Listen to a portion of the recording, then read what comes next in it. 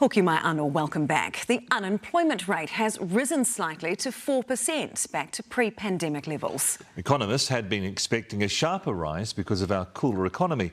Zane Small explains it could have consequences for interest rates.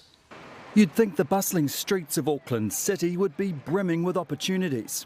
But for 17 and 18-year-olds Sloane, Nishika and Fancy, finding a job has been a struggle. I applied for jobs for over 6 months and nobody really wants people who don't have job experience. In retail, I do find that they look for more experience. Labour market data released today shows there are more than 300,000 underutilised people in New Zealand, up more than 53,000 in the past year.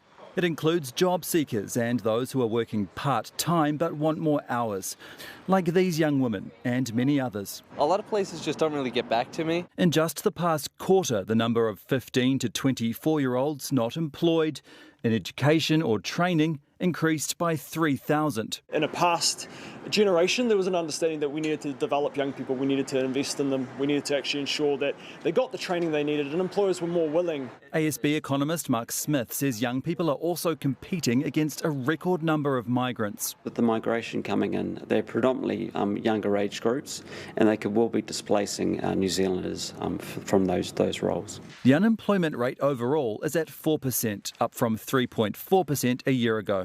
Because the rise in unemployment is only marginal, economists are concerned. Rising joblessness is seen as a necessary evil for bringing down inflation, as it indicates the economy is cooling.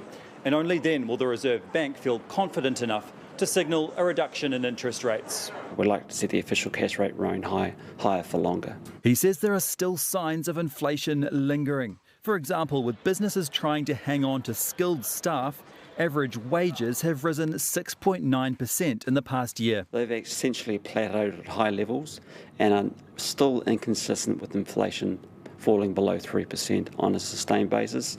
Now that will conserve the Reserve Bank.